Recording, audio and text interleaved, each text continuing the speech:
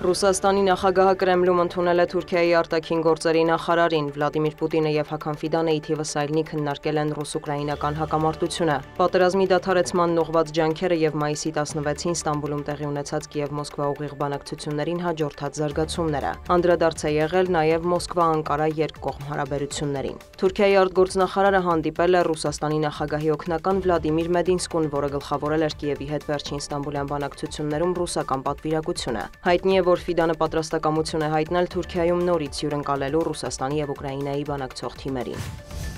Վոլոդիմիր Զելենսկին դատապարտել է վերջին օրերին Ուկրաինայի դեմ Ռուսաստանի զանգվածային հարձակումները, որոնց հետևանքով խաղաղ բնակչության շրջանում կան զոհեր։ Ընդամենը 3 օրում Ուկրաինայի ուղղությամբ ավելի քան 900 անօդաչու թռչող սարք, բալիստիկ եւ թևավոր հրթիռներ են արձակվել։ Ռուսաստանն ընտրում է շարունակել պատերազմը, հայտարարել է Զելենսկին։ Նա կոչ է արել միջազգային հանրությանը ավելացնել Մոսկվայի վրա ճնշումը։ Ավելի վաղ ռուսական հարվածները դատապարտել է նաեւ ԱՄՆ նախագահը։ Վլադիմիր Պուտինի հետ միշտ լավ հարաբերություններ եմ ունեցել, բայց նրա հետ ինչ-որ բան է պատահել, նա խելագարվել է, կարծիք է հայտնել Դոնալդ Թրամփը։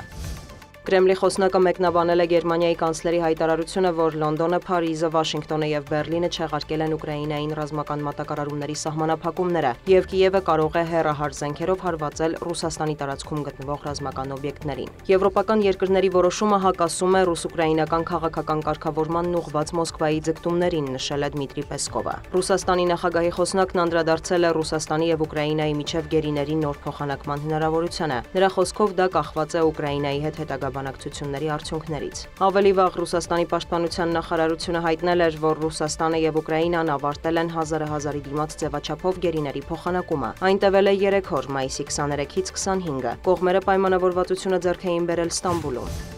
Ուկրաինան պատրաստ է դառնալ Եվրոպայում Ադրբեջանի համար էներգետիկ կենտրոն, Բաքու կատարած այցից հետո հայտարարել է Ուկրաինայի արտգործնախարարը։ Կիևը, ինչպես Եվրամիությունը, Ադրբեջանին համարում է Եվրոպայի էներգետիկ անվտանգության ապահովման կարևոր գործընկերը։ Ուկրաինան կարող է զգալի ներդրում ունենալ էներգետիկ տարանցման ոլորտում իր փորձագիտական կարողությունների եւ Եվրոպայի ամենամեծ պահեստների շնորհիվ, նշել է Անդրի Սիբիհան։ Նրա խոսքով Ադրբեջանը ռազմավարական նշանակություն ունի Ուկրաինայի կայուն զարգացման, այդ թվում արդար եւ երկարատև խաղաղության հասնելու համար։ Սիբիհան հավելել է, որ թվարկված հարցերը մանրամասն քննարկել է նախևառաջ Ադրբեջանի նախագահի հետ։ Շնորհակալություն եմ հայտնել Իլհամ Ալիևին Ուկրաինայի տարածքային ամբողջականությանն ու ինքնիշխանությանը աջակցելու, ինչպես նաև Ռուսաստանի լայնածավալ ներխուժման առաջին իսկ օրերից ցուցաբերած մարդասիրական եւ էներգետիկ օգնության համար, ընդգծել է Սիբիհան։ Դիվանագետը հավելել է, որ Ադրբեջան կատարած այցի ընթացքում քննարկվել են նաև ներդրումների եւ բիզնես կապերի զարգացման, Ուկրաինայի հետ պատերազմյան վերականգնման հեռանկարները։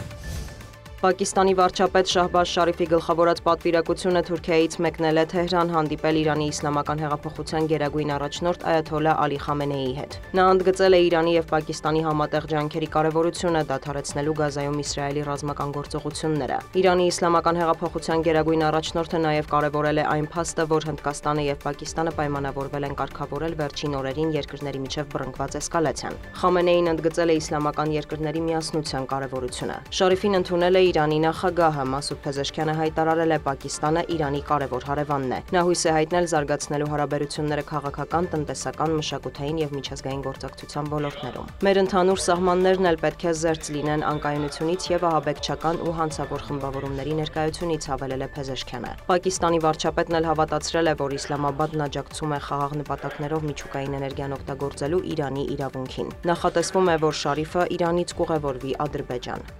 Դիանա Գասպարյան, լուրեր։